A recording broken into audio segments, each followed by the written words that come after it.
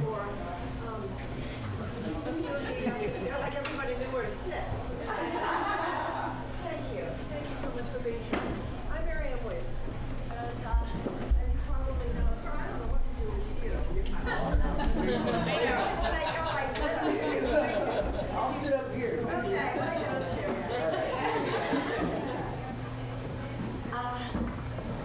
There's a saying in AA, sick and tired of being sick and tired. And I think in a way, millions of Americans are sick and tired of being sick and tired. But there's also a saying in AA where it says to get into the solution. And we have two choices. We can either fall into this downward spiral, and I think many people are falling into this hopelessness, despair, sense that it won't change, or else we get into the solution. And that's really what I want to talk to you about. I think we need, in fact, this isn't like my opinion, it's so obvious that this country needs a new beginning. We need to end a chapter, a very aberrational chapter of American history, actually, and we need to start a new one. But we're not going to be able to do that without some deep thinking and serious adult analysis about what has happened in this country over the last 50 years. And the political establishment, to be honest, on both left and right, seems to be resistant to a deep analysis of what's happened in this country over the last 50 years. Because to be honest, it doesn't make either major political party look very good. So we need to have, as they say in many situations, an independent analysis.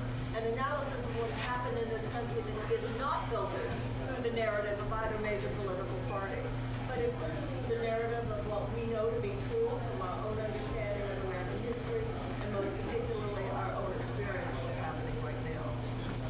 What's happening right now is that 80% of the American people are living in economic survival in the richest country in the world.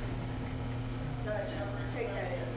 So 20% of Americans are doing economically pretty well. But those who are living on that island of economic enchantment, 20% whose lives are doing okay, are living on an island that is surrounded by a vast sea of economic despair.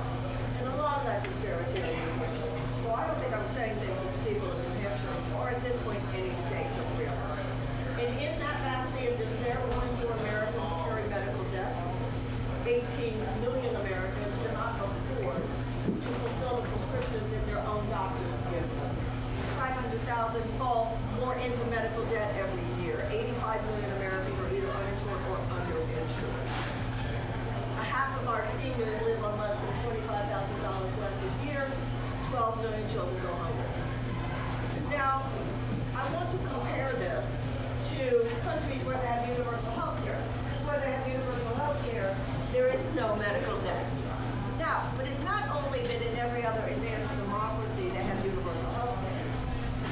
In every other advanced democracy, you don't have over $1 trillion in college loan debt either. Because they not only have universal health care, they also have tuition-free college and higher education and textbooks.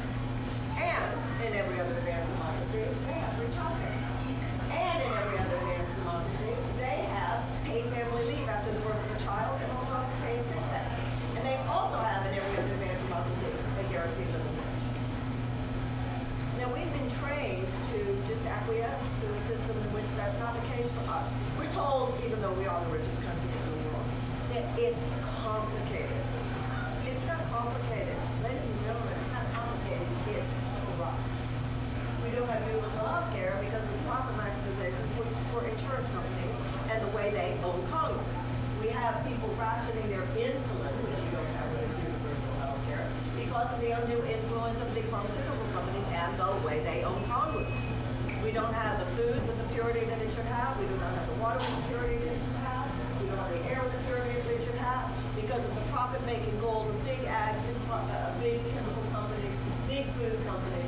We don't have the safety on the streets we should have because of the undue economic influence of gun manufacturers, and our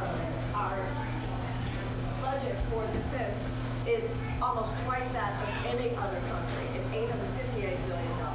Our foreign policy is far too influenced by the profit maximization of defense contractors. At this point, our Congress is basically a system of legalized bribery. Now that is not going to change unless we change it. That's the status quo. That that level of economic injustice is now baked into the cake. So what we had in the last 48 years was a $50 trillion. I mean, I don't know about you, but I don't know that. I mean, it's like when people tell you the size of the sun compared to the earth, it's like thousands and thousands. Your mind almost can't conceive how big that is. I find 50 trillion that way. But that's how much money has been transferred in the last 48 years from the bottom 90% of Americans to the top 1% of America. We used to have a thriving middle class in this country. I'm old enough to remember. In the 1950s, I don't remember that, but in the 1970s, the average American worker had decent benefits, could afford a car, could afford a home, could afford a yearly vacation, could afford one parent to stay home with the kids if they wanted, and could afford to send their kids to college. That was the 1970s. And instead, with this massive transfer of wealth, there has been a complete devastation of the American middle class. Now, at this point, the Overton window has moved so far in the direction of that corporate-backed system that disrupting that is not going to come from that system because that system is now imbued with it. And then you have someone coming up and saying, hey, look, we gave you a cookie. The economy's doing well. And the Democratic Party is thinking it's going to win in 2024 by saying the economy is doing well. Even though that is directly contradictory to the visceral experience of the vast majority of Americans. And I suppose the message will then be, oh, but we're not the other guy. Which certainly was enough to help us win in 2020 because the other guy was so frightening.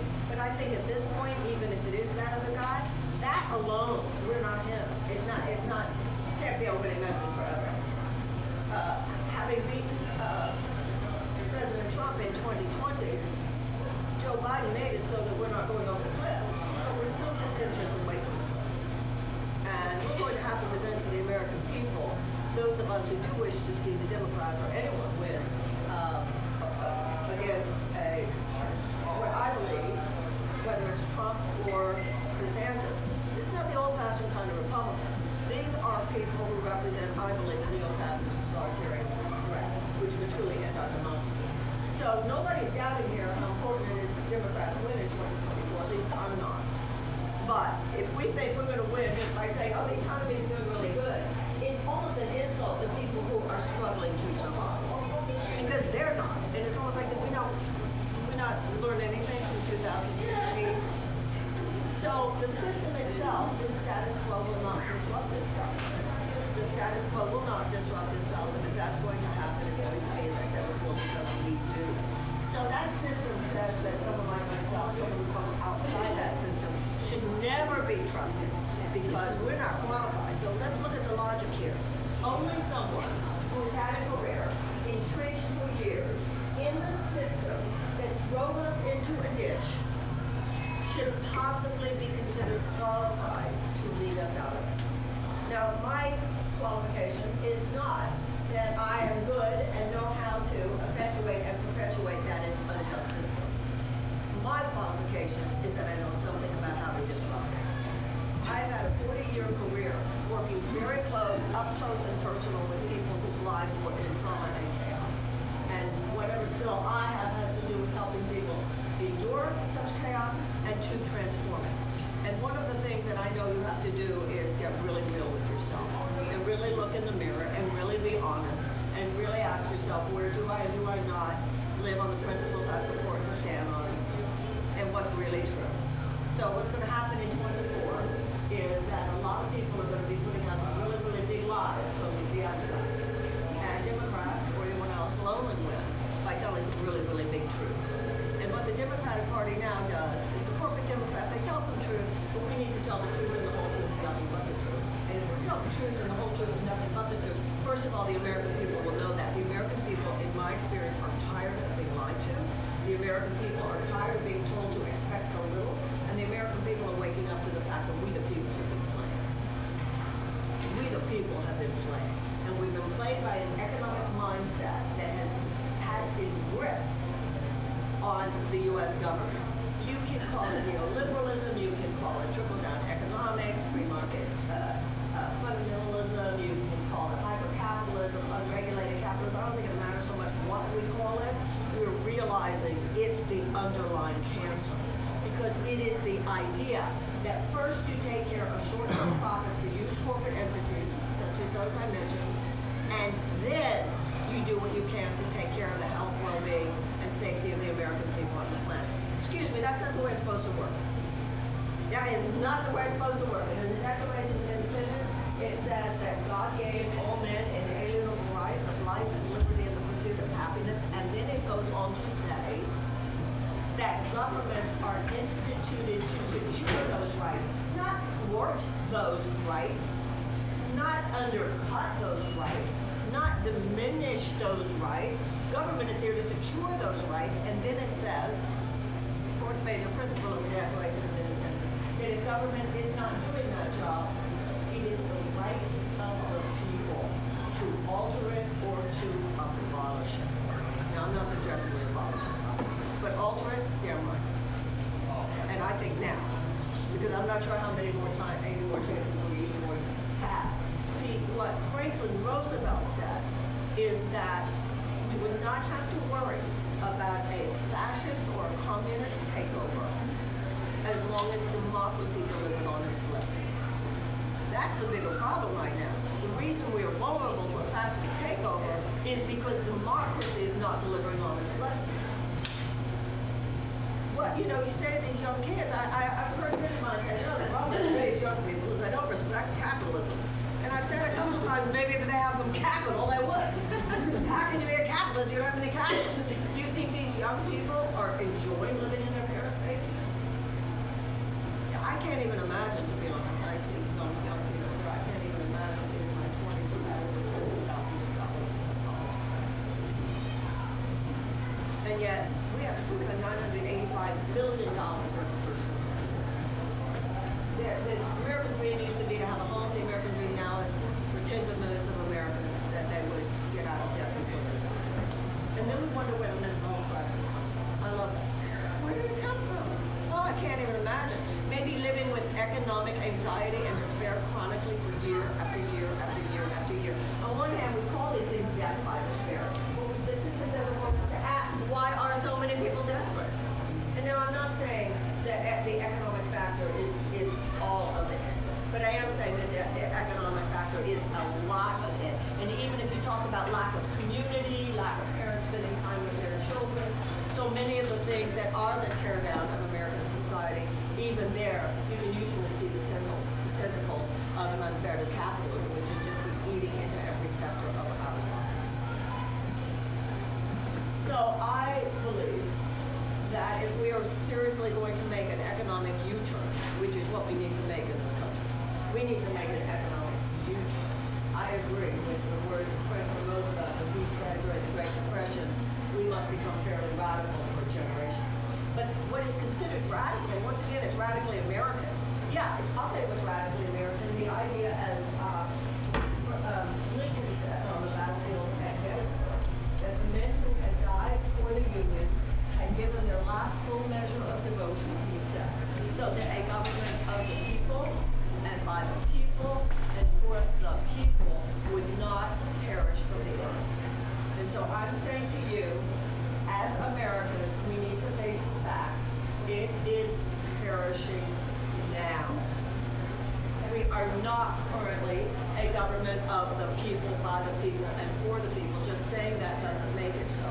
We are functionally a government of the corporations, by the corporations, and for the corporations. And everyone from Princeton to all kinds of foundations has declared that technically we are not even now functioning as a democracy, we are functioning as an oligarchy. But interestingly enough, the only way to override that, the only way to interrupt that, is through using the powers of democracy that are selective. And that's the significance of the fact that we're talking in New Hampshire. How many, first of all, I want to ask, because it's been very funny on the script, how many people I need to name, Massachusetts, however, and so forth. How many do actually New Hampshire voters? pretty stunning. How is it going? It literally is. And I'll tell you something, when I went last time, I was very moved by it. And I saw something here, same things I saw in South Carolina, in Nevada, and then I want to talk to you about that difference. When you're listening to me in New Hampshire, it's, you're looking at me and I'm looking at you. And I get, and I got this in other primary states as well, to only get it in the early primary states. You realize not only the seriousness of the issue, but you realize the seriousness of the role that you play.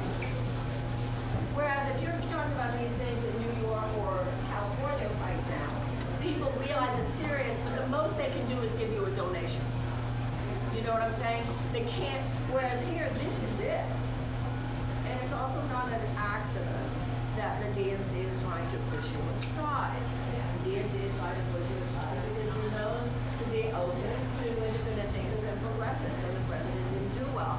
And once again, we really have to talk honestly and truthfully now. That's the only way we're going to get clear. And even that's an interesting thing because I've traveled a lot internationally, and I feel that when it comes to personal, we're having a one-on-one relationship, conversation, we get down, we get real, we get as real as anybody in the world. But when it comes to our public life, our politics, we've been trained to have very sophomore conversations. We're trained to keep it on a 7th grade level. This is not the time for immature thinking.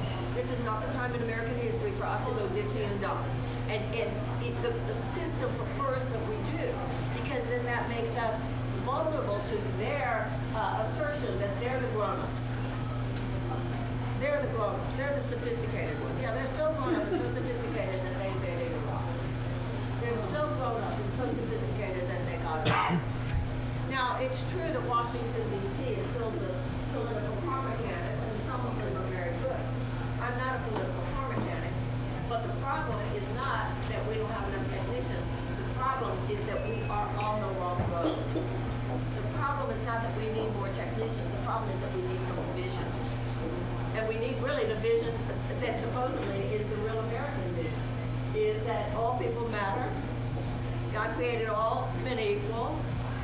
God gave all men inalienable rights of life, liberty, and the pursuit of happiness. Now that was radical 1776. It's radical today. We've never fully actualized it. 41 of the 56 signers of the Declaration were themselves slave owners. The struggle has been with us from the beginning, and every generation lives out their chapter in that struggle. But if you look at the greater sweep of American history, over time, generations have self-corrected. We responded to slavery with abolition, and a lot of that, New Hampshire. I hope all of you Reddit standers know that you have quite a history in abolition. A lot of abolitionist movement came from the early evangelical churches in New Hampshire, and your Senator Hale, whose statue is in front of your state house, is called the Hailstorm.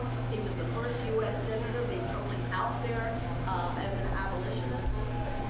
We answered women, the institutional suppression of women with the women's suffragist movement. We answered segregation with civil rights movement.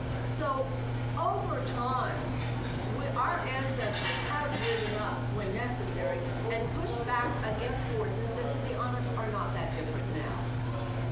But today, it's not one institutional circumstance. It's more like an atomizer spray of injustice. It's the fact that people don't have health care. It's the fact that people can't get to college. It's the fact of mass incarceration. It's the fact of train derailments in Ohio. It's the fact of police brutality. It's mass incarceration. It's like you're playing guacamole all the time. Just try. What was the latest awful thing to happen? And it has made a lot of people feel like there's nothing I can do. And one of the reasons I'm running for president is because the American people must have somebody who submits to them. What really needs to happen to interrupt this thing? Because at this point, the Republicans represent a nosedive for our democracy, but corporatist Democrats represent a managed decline. We have to cut to court with an aberrational 50-year history of American politics that has been so dominated by an amoral economic system. It is not inherently an immoral economic system, but it is amoral. And that which is amoral will always inevitably have immoral consequences. Now, I've done a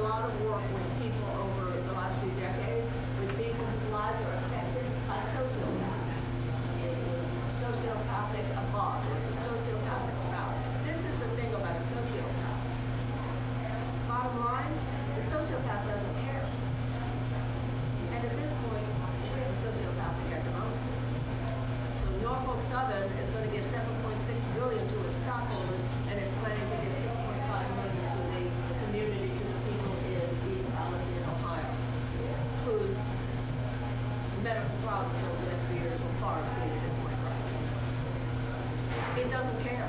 It's a sociopathic economic system, and we've got to stop with the "will you please," because the answer is they won't.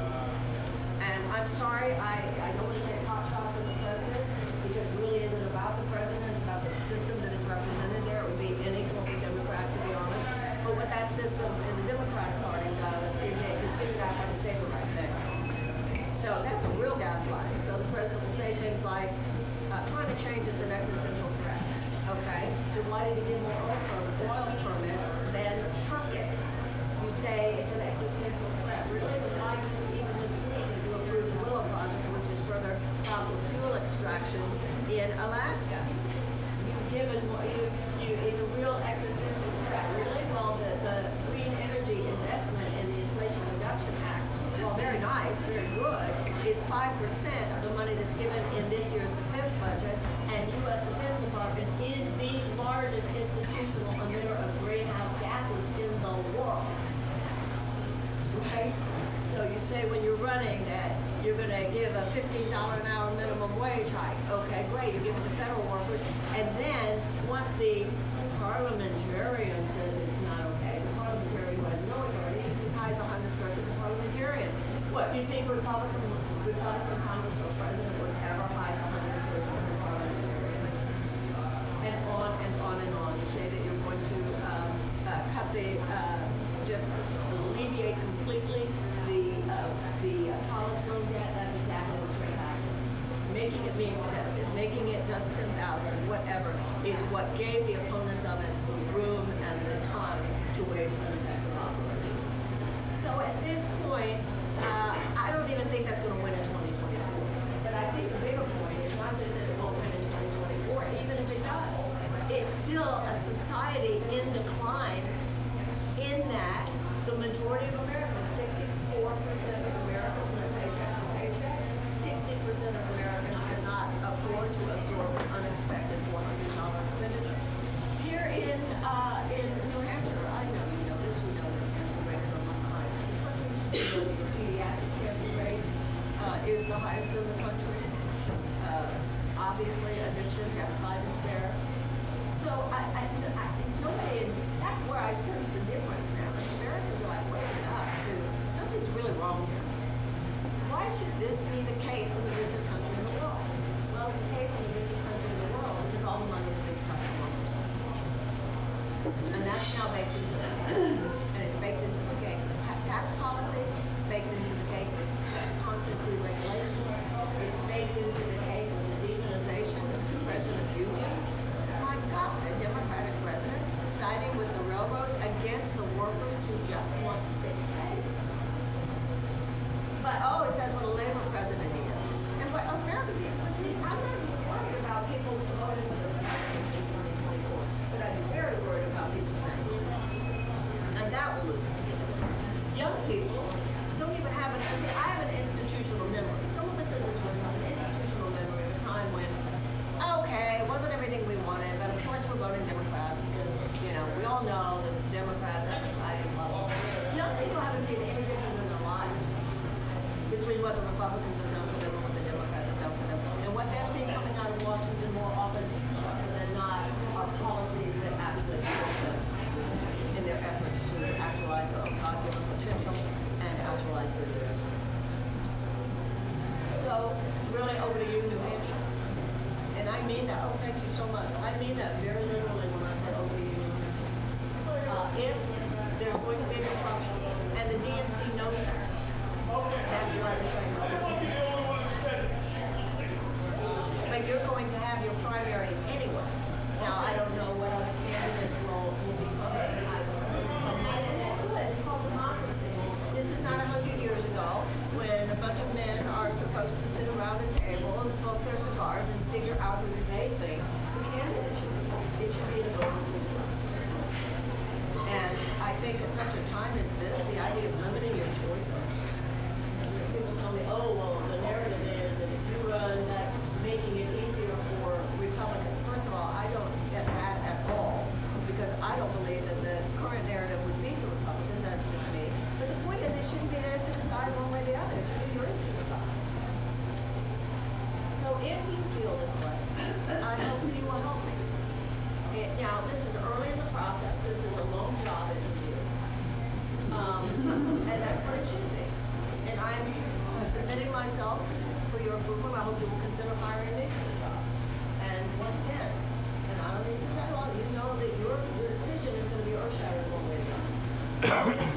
be determinative. And a vote for me is a vote even for just options, right? So if that is, I appreciate you listening to me tonight. I want to hear what your thoughts, questions, comments are. And if you do feel, there's a lot of inertia in the world today. Everybody's just sat on, it's just so many conditions. The economic conditions, the psychological conditions, emotionally, everybody's just kind of like moving through the world almost like molasses. It just feels like it's a colossal effort to really like push back. But I sense something different. And I sense that more people are awakening to the fact that status quo. I think Americans feel abandoned by their government. They feel every right to feel abandoned by their government. I have every right to feel that way. And I also feel that there's a sense that the cavalry is not coming from those people. The rescue is not coming from those people. It's not. And when President Biden says, give me another 4 years to finish the job, the things that need to be done, he put them done already. And he's a nice man, and it's not even medical to sit on any of them. They're all part of the system. I mean, just the very fact that they're not primarying him, because they're doing this sort of group thing. The DNC says not to. The Democrats have this weird codependent relationship with the DNC. The Republicans don't have that with the others. But Democrats, for whatever reason, do. So I hope that you will deeply consider supporting me. And even if you don't yet feel, which we're many months away from election day, so you might not feel in your heart, oh, I'm going to vote for her. If you even just feel, I want this to continue, there's something about this that I think New Hampshire should make room for, then I hope that you will help me. And I hope that you will support me. I hope that you will tell your friends. I hope that you will come again to hear me, see me. I'm so grateful to repeat that I see here and before. I hope that you will donate if that's comfortable for you, that you will volunteer. And I believe that we can do what other generations before us have done. Abolitionists had some desperate days. Women's suffragists had desperate days. Civil rights workers had desperate days. But they succeeded, and they simply are doing. We're not living through anything that isn't just the next iteration of the same kind of struggle that other generations have been. Let's not be the first generation to wimp out on doing what it takes to put this country back on track when it has so clearly swerved from the basic So I thank you for giving me the opportunity to give you my basic spiel, as it were. And now I'd love to hear your own thoughts, your own questions, and let's just talk about whatever you want to talk about. Who'd like to go first? Yes, sir. My name is Felix. I was born in the late 80s, but I love to read, and I was curious as to where this issue started. The salary you were talking about in the 70s has an equivalent value of $243,000 today. It's not feasible to give people, everybody in the country, $200,000 a year in salary. Reagan cut that rate from the 60% down to the capital gains tax that we know now. And it seems to me that all these countries that have a universal health care have a tax rate of above 50% to make it feasible and make it economically feasible to consider using the country. But those countries' populations are dwarfed in comparison to the United States. So it seems to me that the real challenge would be getting the rate back up. Also, the gold standard was taken off, so it's allowed for inflationary spending. So it seems to be like pegging our American dollar to something of value that we produce and control, as well as increasing the tax rate would be the only solution moving forward. When you tell somebody, I'm going to double your taxes, they say, you're the devil and I don't want anything to do with you, you're going to take all my money. What exactly are you going to do to bring that to fruition? First of all, in this area, as in every other area, I do not enter the White House with a magic wand. The president does not have a magic wand, nor should he or she. But we can begin a season of repair. Let's start with the 2017 tax cut. The 2017 tax cut was $2 trillion, as was under Trump, and 83 cents of every dollar went to the highest corporations and highest earners. Now, that also had a middle class tax cut attached. The middle class tax cut was a good idea. The Democrats would have done. The middle class tax, so you should repeal the whole thing, put the middle class tax cut back in, and just go back to the rate that it was before the 2017 tax cut. In addition to that, we should should absolutely stand, as Bernie stood, as Elizabeth Warren did, for a 2% tax on those with $50 million or more, and a 1% additional to that on those with $1 billion. Now, let's talk about this for a moment, please. I said this to a man on the plane next to me just the other day. Now, I don't know if this guy has $50 million, but I know he has, you could tell just from maybe he has money. And when I talked to him about this, and I said, what we're talking about would not affect your day. And he looked at me and went, I mean, the fact that there was such resistance to tax cuts that wouldn't even affect their day. You know, a friend of mine, and I'm not going to tell you which president it was, but a friend of mine had been working, because I don't want to, you know, it doesn't even matter, it matters. So she was working, she worked on the president's election campaign, and it was all excited because she was going to work in the White House and thought that it was going to be like, we thought it was going to be like the West Wing. And she said she was sitting one day at a meeting in the Oval Office, and one of the president's advisors was talking about something that would have added up to a $300 savings a month for people. And one of the president's advisors said, well, I mean, what's $300 a month going to do for people? And she said, I stood up and I laughed. And I said, that is how disconnected you are. And we have to stand for that humanitarian bottom line. So I say, start with repeal and network. Start with repeal and network. Let's go back up to the tax rate that was right before that, and then stand for the wealth tax. And stand against these corporate subsidies. And stand for a lesson. Standing for, you know, people ask me a lot. Somebody asked me in an interview on KBC just earlier today, how are you going to pay for universal health care? The answer to that is, how do we not? If you have an $88 billion medical debt, and you have 500,000 people in America who go into medical debt every year, you have 1 in 4 Americans living in medical debt. We already have 20% of our GDP is medical expenses. So in the average European countries, where it's universal health care, it's 5, 6, 7% of their GDP. So the real question is, how can we afford not to? And there's constant giving away more and more to those who already have. And what's going to happen with that bank in Silicon Valley?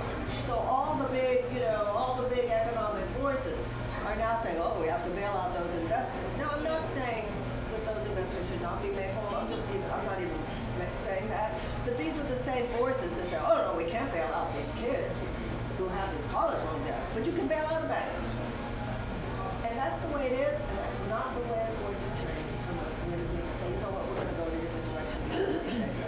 But we have been trained into powerlessness. We have been trained to shrink our political imagination. And it takes a kind of like emotional, psychological shift. It's kind of like when you read about people who freeze to death, and like avalanches and things happen, people stranded on mountains. And when people freeze to death, it's that they fall asleep. And so if you're traveling, if you're in that terrible situation, and you're traveling with someone else, then you read about, or you see in documentaries about people who say, wake up, wake up, wake up, you can't go to sleep. Because that's what the system has been doing. It's sort of putting us to sleep. We're like sleepwalking in this fog of, well, there's nothing we can do. And no one in New Hampshire should feel there's nothing you can do.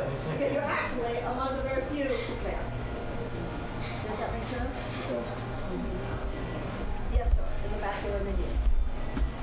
So I do like a lot of your rhetoric, a lot about what you say about how the Democrats don't actually stand for truth, and we need to actually tell the truth and be bold and all that. But I've been following you for probably the past few years since you ran for president. Yeah. And every time something big happens, I haven't seen you take a strong stand Can you give me an against it. example? Absolutely. So first of all, in 2019, you talked a lot about how we should never have forced vaccinations. That was something No, that's not what I said. No. I said I spoke up against mandates. Correct. That's what I'm saying. Forced vaccinations. I just said that. I didn't hear you say anything strong when it was recommended that when Joe Biden was floating the idea of a nationwide vaccine passport, I didn't hear you come out strongly against that at the time. Also, you talk about the military-industrial complex and how we spend so much more money than all these other countries. When Joe Biden finally pulled us out of Afghanistan, he should have done it when Trump had set it up early back in May instead of waiting until September. But you were upset that we're pulling troops out. And yes, Thank you for giving me a chance to speak. Okay. Well, on the mandate, because I honestly believe COVID is different. And so I was kind of agnostic on that. And I felt there were situations, we didn't have a federal mandate. So my belief on not wanting a federal mandate was no different than Fauci. So I had already made it clear that I didn't want any federal mandate. Now, in terms of Afghanistan, please let me be very clear. And I hope that you will go to my website, and I hope that you will see the things that I wrote about Afghanistan. So let me make it very clear. I did several podcasts about this at the time. The last 20 years in Afghanistan, and absolutely I weighed in on this, and I would be glad to send you the podcast, etc. The last 20, I do not disagree with the fact we went into Afghanistan, but the last 20 years were horrifying. And we did so little to actually support a democratic government in Afghanistan that in the final analysis, people hated the U.S. just a little bit less than they hated the Taliban, which is why the whole thing fell within 10 days. I did plenty of criticism of that.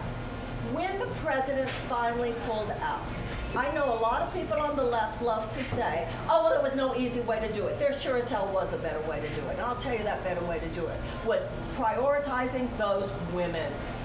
They didn't even try. They didn't even try to take those women who had worked so hard to help other women during the Taliban, during the time that we were there, and who would be top on the list of the Taliban to target. We didn't even try to help those women. And I know that people come back at me, oh, she comes out with the woman card. And I say, to hell with that, we come out with the woman card. So I make no apologies for the fact that I apologize, that I criticize the way we left Afghanistan. Okay, so Yeah. to clarify, what you're upset about Afghanistan is that we didn't correctly set up a government while we were there. No, it was not our job to correctly set up a government. But the point is, we were not supporting. This is an example of the egregious malfeasance of the military-industrial complex, because they saw our staying in Afghanistan as just a cash cow for the military-industrial complex. They were not actually doing what it would take. Americans were okay with supporting a situation. And I was one of the American women who, even before 9/11, had become very aware of the Taliban and what the Taliban was doing to women. Okay? So during that time that America was there, it's not about setting up a government. They had a government, but we were not actually using our power to actually promote a situation where they would be able to fight, to keep the Taliban at bay, including the fact that Afghan fighters are known throughout the world historically to be among the best fighters in the world. But what we were doing is just giving them American equipment to be run by, it's kind of like when we talk about how kids learn in school.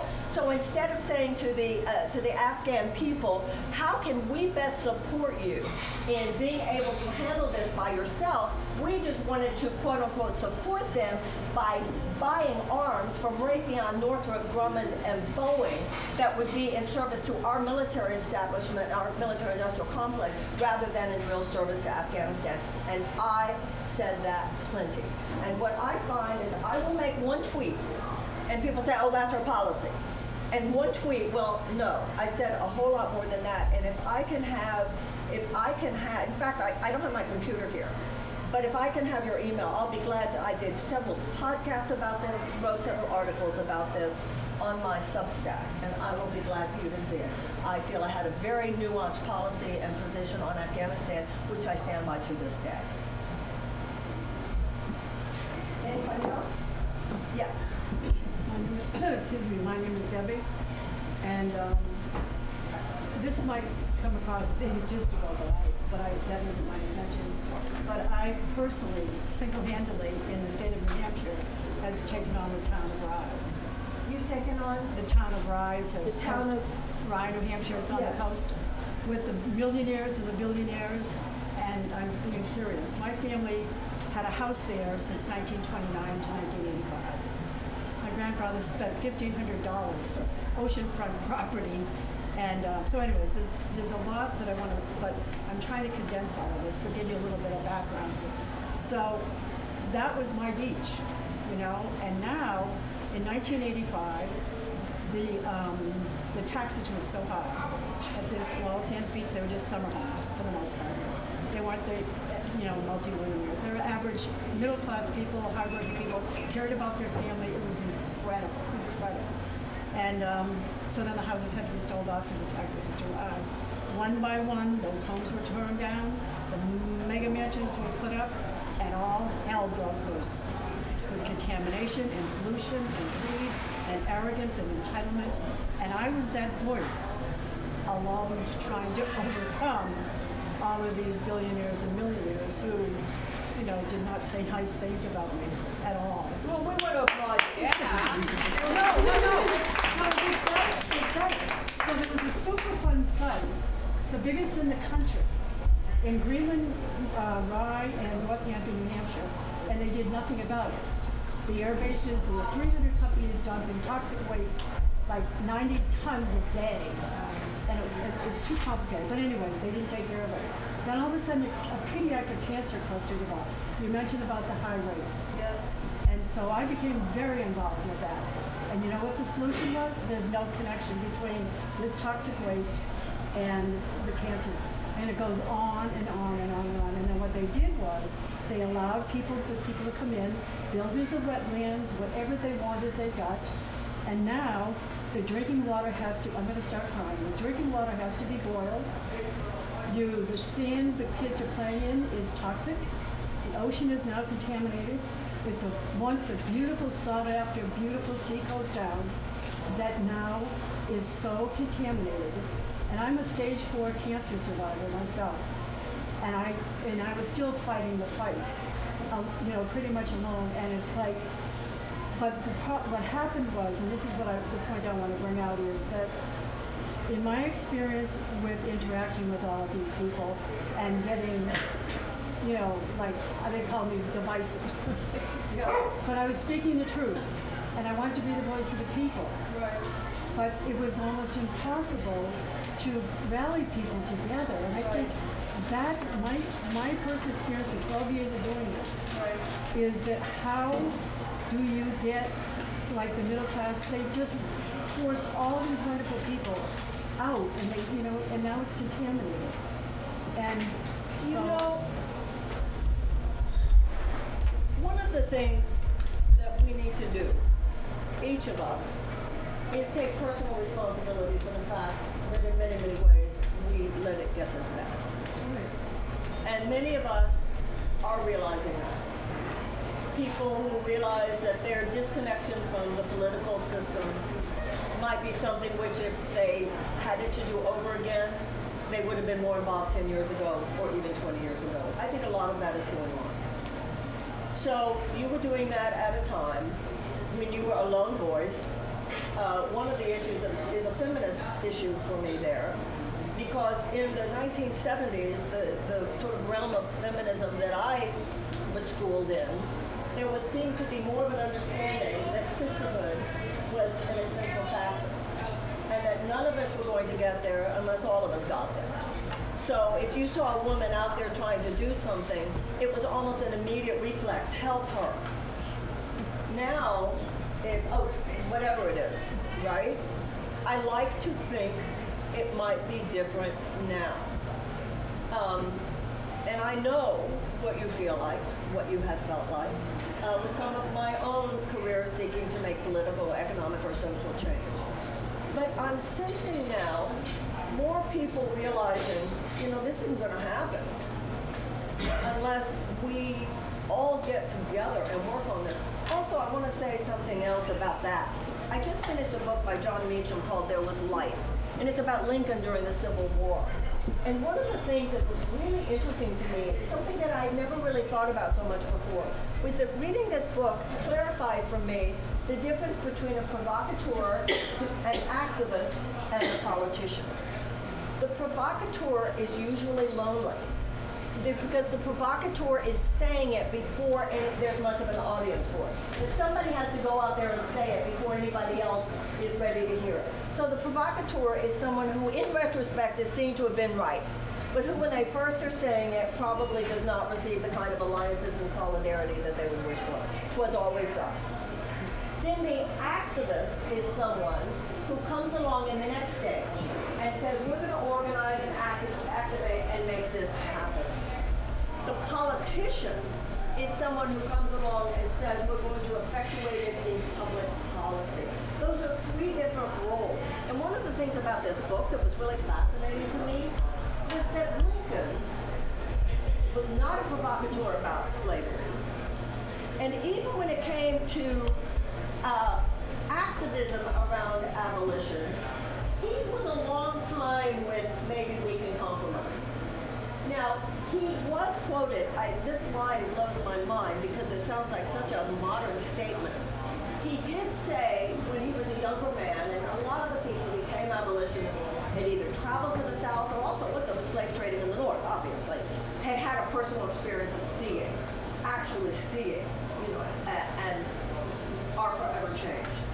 And he had one of those experiences, but he said this as a young man, which I find, I don't know, this just fascinates me. These were Abraham Lincoln's words. If I ever get a chance to hit it, I'm going to hit it hard. Amazing. If I ever get a chance to hit it, I'm going to hit it hard.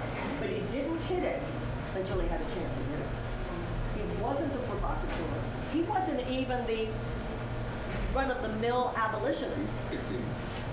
And even when he became president, he knew, a lot of the North, including people in these states such as this, were like, okay, we'll send our sons to die to keep the Union together, but not to emancipate the slaves, if they want to have slavery. So he knew he had to, in order to take it all the way to emancipation, that he was going to have to bring the people with him. So you start with and Franklin Roosevelt was the same way.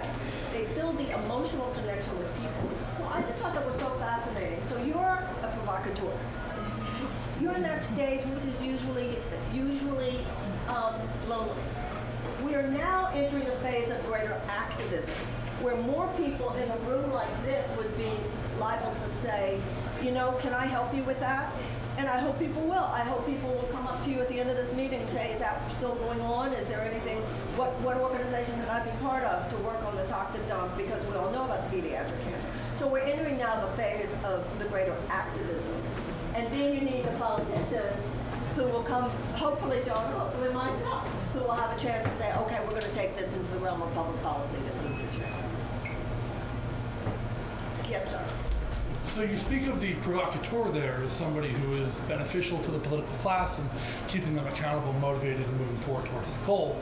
But you also speak of people taking your tweets and things you've spoken online out of context and not with the full scope of what you meant. I myself have been blocked by you on Twitter for almost 2 years. What you say to me that was mean that made me want to do that? I asked you for clarification. I don't block many people. You have to be really mean for me to say, no, he can't come here anymore. What'd you say to me? I invited you on my podcast, and we had agreed. We had talked via email. And What's then, your name? My name is Justin O'Donnell. It's what? Justin O'Donnell. Why did I block you? What happened?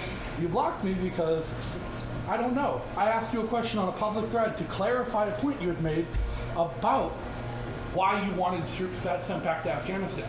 Because you had just posted a very broad scope tweet that said, pulling out of Afghanistan is a disgrace and a mistake.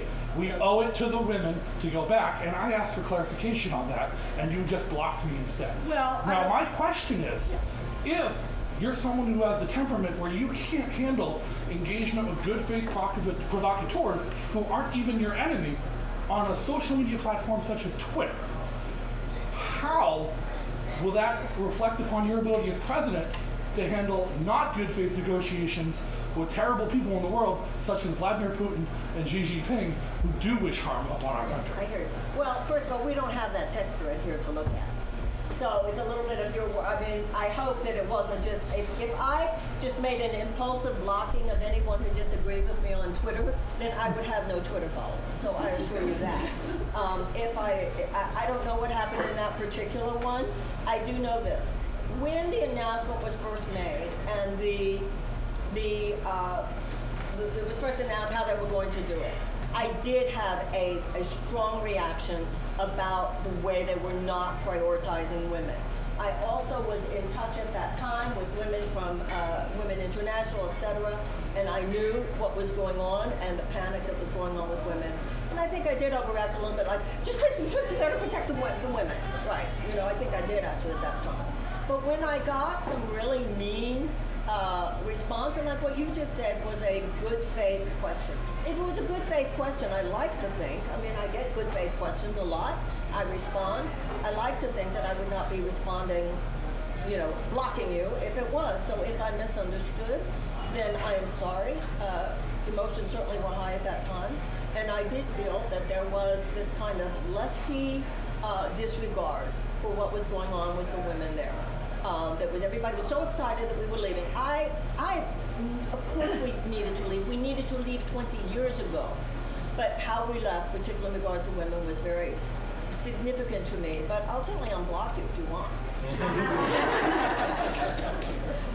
I mean, your point is legitimate enough. If you're too thin-skinned to handle me on Twitter, how would you handle, you know, there were people, I mean, the question is not unreasonable, but I would like to suggest that I don't think it's quite the equivalence, you know, based on that one tweet exchange. But you're right, I couldn't block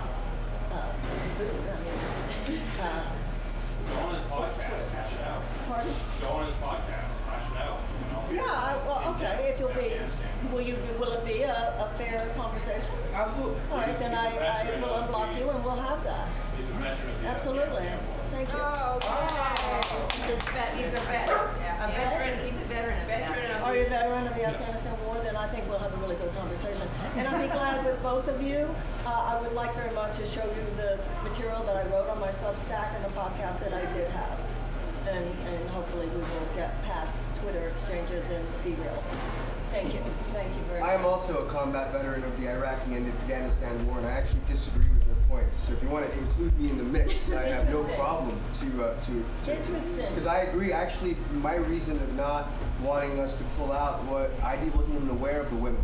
I was more aware of the stability and turning over gear.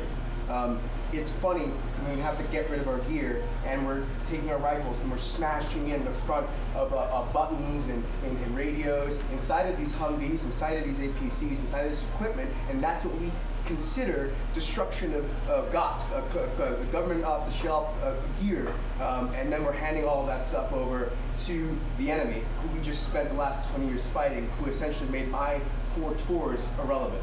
So I would love to participate in this kind of conversation because I feel that there are a lot of military veterans with multiple points of view. That's huge. Will you allow that, sir? Absolutely. I'll go on if you'll let him go on as well. Absolutely. Thank you. All right. I look forward to it.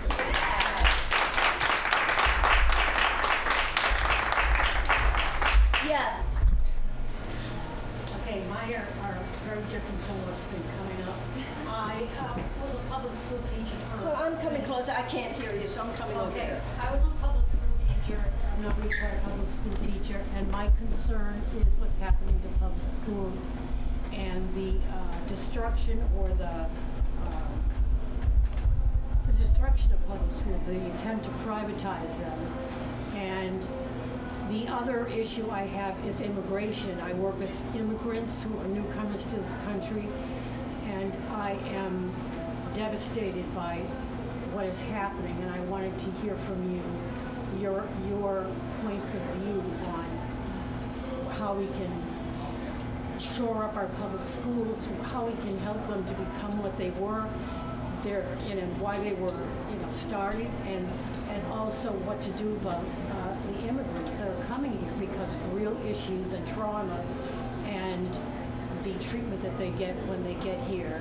Fun fact, this was the best teacher I've ever had.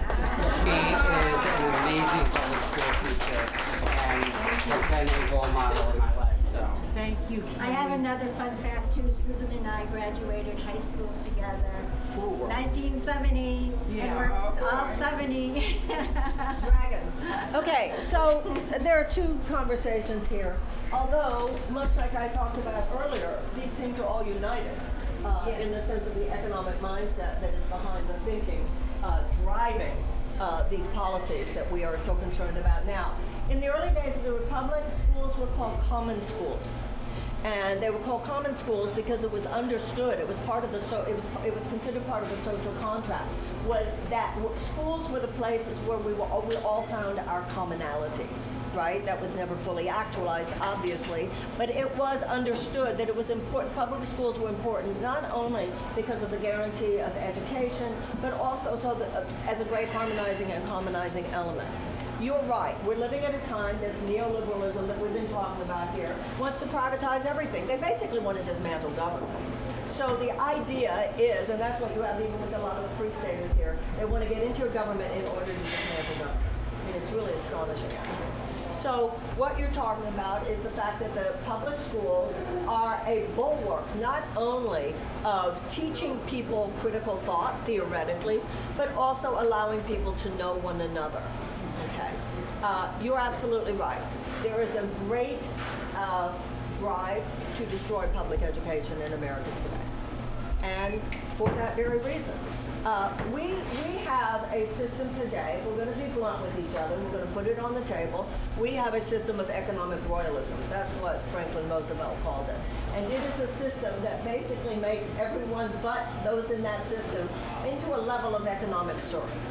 And real education empowers people.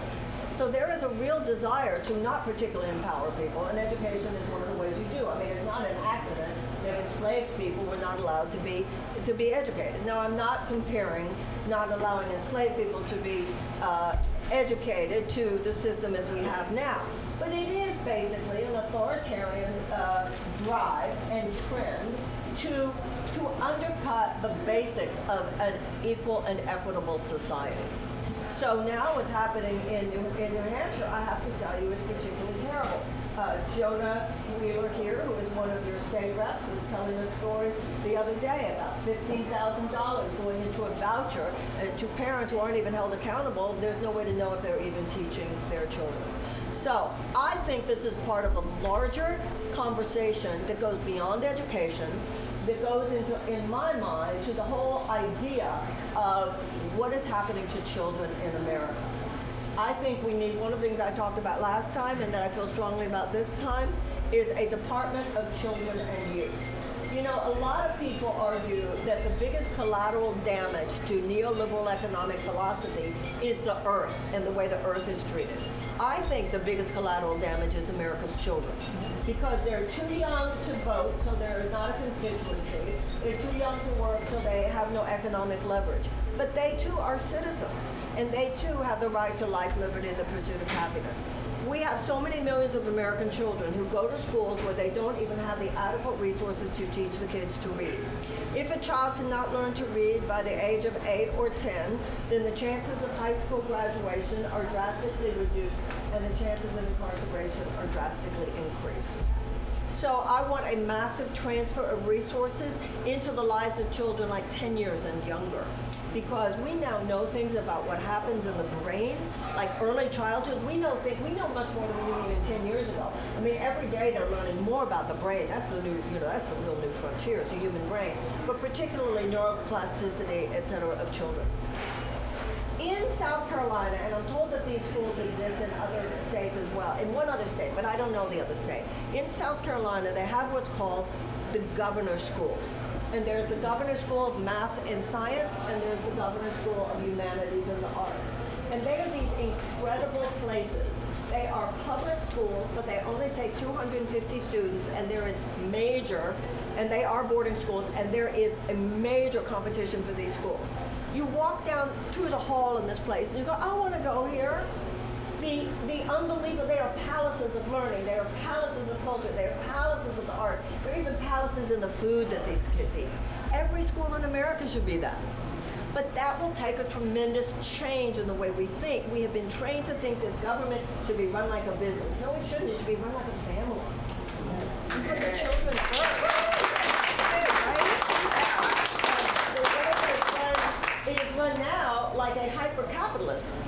not only is it run like a business, but it's run like an unethical business.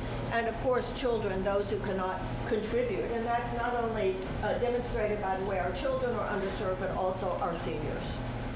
They just have no, neoliberal economics has no use for the kids and no use for old people. You can't serve the system, right?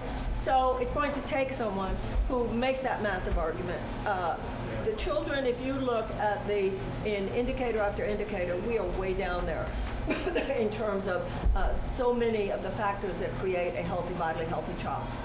And there is also there's a huge racial issue there as well. Because when you look at white children who are in financially advantaged neighborhoods, we're in competition with other countries. Second thing you asked was about immigration.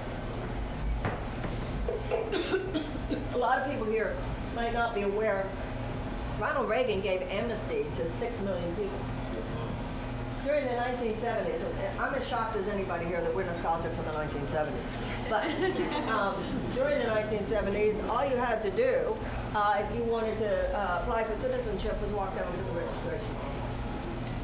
So this situation it's all part of the same neo-authoritarian, neo-fascist trend, and yes, it is not a hyperbole to say that there's a white supremacist aspect to all this. So America needs to make a decision. Do you want to have doors or do you want to have walls? That's the decision, really. You want to have walls, you want to have doors. Now, it's a great American tradition. Unless you are descended from slaves, or unless you are descended from Native Americans who were here for thousands of years before we were, who do you think our ancestors were? I mean, all 4 of my grandparents came over here escaping oppression. So once again, it's a moral correction. People seeking asylum, and this is another thing. I'm sorry, I always feel, on one hand I'm running against Joe Biden, on the other hand I'm sorry I have to criticize him because it's kind of not my natural state. But they are talking in the Biden administration right now about actually restarting family detention. That's horrifying.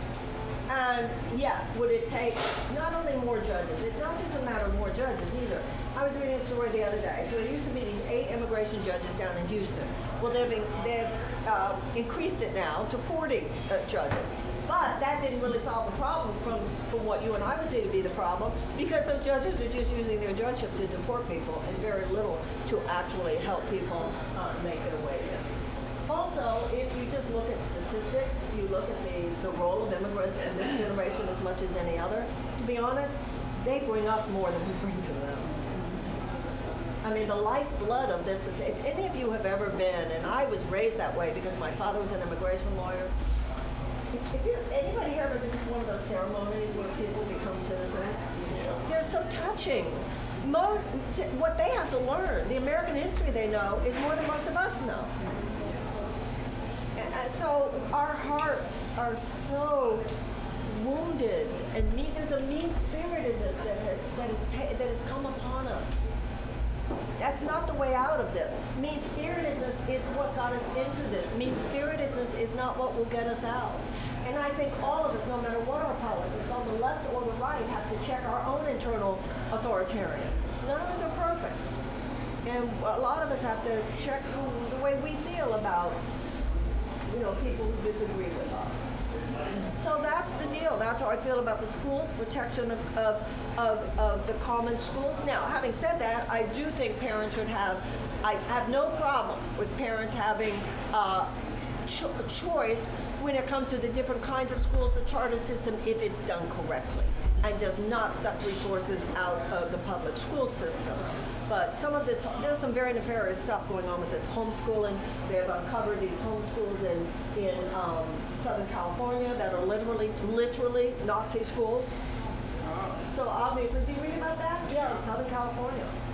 Literally. I'm sure you can Google Nazi homeschooling in Southern California. And on immigration the same way. And the Democratic Party you should not have a Democratic president even talking about reinstituting family detention. But once again, the president the new corporatist Democratic playbook is you say the right things. it's what they do that we must look out for.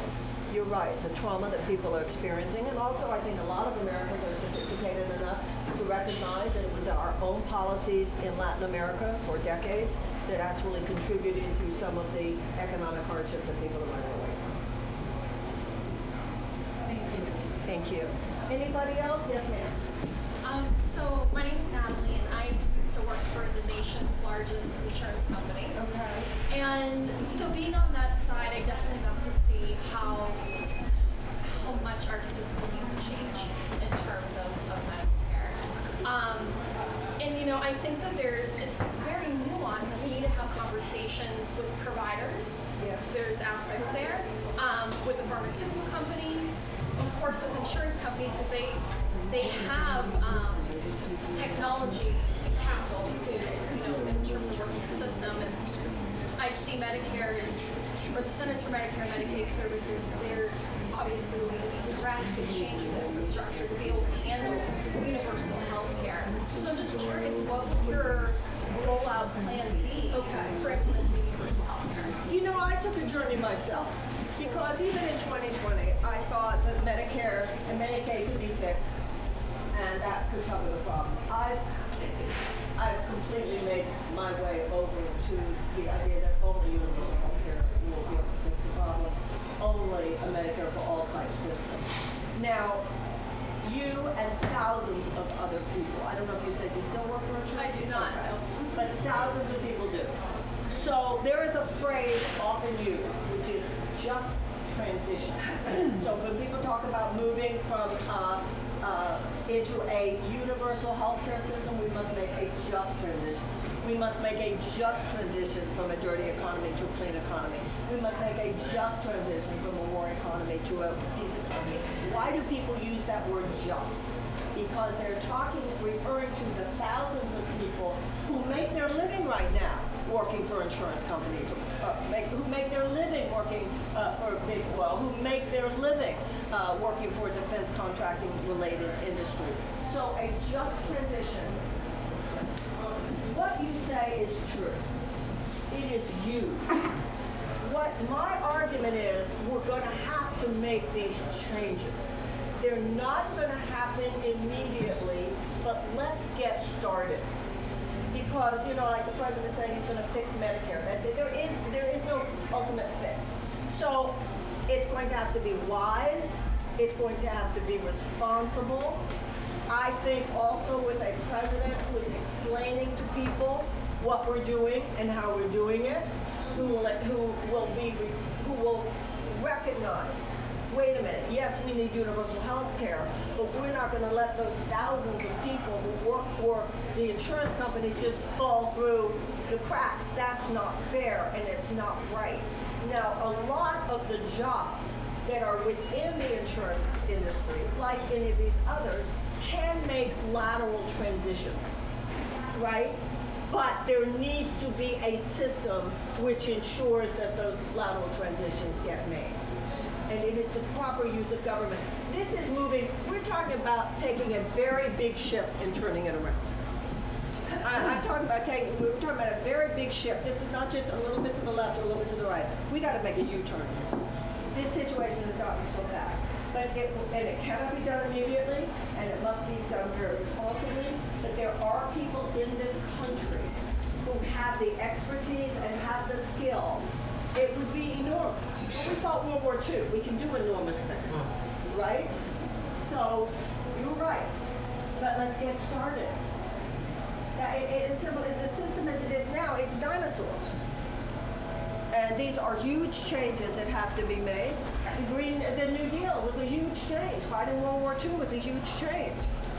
But if we don't set upon the path of repair and declare a new era and a new beginning, then I fear that major changes will be thrust upon us, over which few of us have any control. Like someone said to me the other day, no matter what happens, Bill Gates' grandchildren will be okay. Does that make sense? Does that seem right? Yes. I think we have time for one more question. Okay, and this gentleman here, not sure. Yeah. So we've covered a lot of things this evening that are actually very important topics, and you've done wonderful answering all your questions. One thing that I do wonder is what your stance is and what your plans are when it comes to the protections and the rights of the LGBTQ plus community. Because right now there are a population that are heavily under the hammer, looking at losing rights of everything from marriage equality to insurance policies to anti-discrimination laws, to hate crimes in some states even being possibly dropped. What is your stance and what are your plans to help out the American people who are in that community? I'm going to be honest with you, it's the one I'm most concerned about on an immediate level. There's an immediate threat.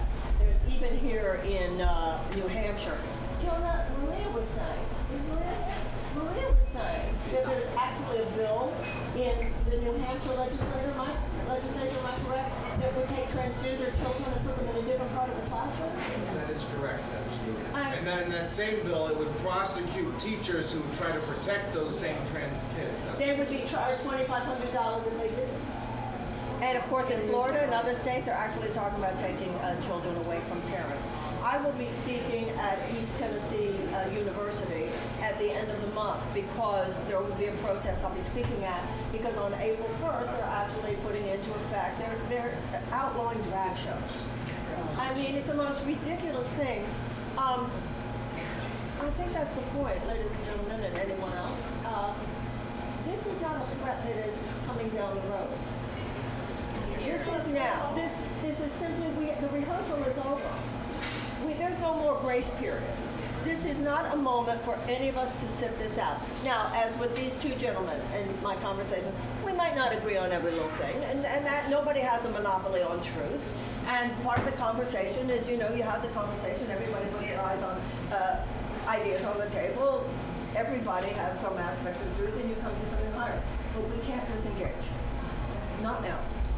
It's too dangerous. So I think a lot of it with the president is to deal with the consciousness of the president. I can promise you this, I will not be silent about it.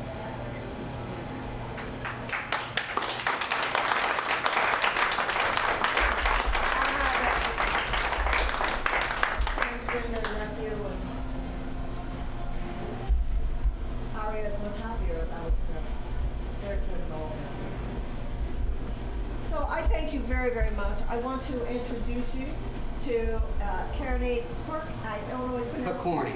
It's a hard name. From that campaign, but thank you so much for being here.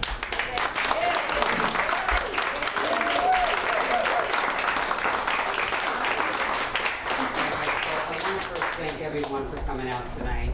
This is the power of New Hampshire. This is the power of our country coming together and saying, you know what, enough is enough. And we need something better. But what we have to do is we have to go on to Marianne 2024 page. Everyone, if you could take your phones out and if you could do me that favor, because look, we cannot do this without you. We cannot get the money, we cannot get the volunteers. We need each and every one of you. It's up to us. It's up to us to make phone calls, to make canvassing events, to go to events, to share events, to, if you love her policies as much as I do, then go onto her policy page and share whichever policy is your favorite.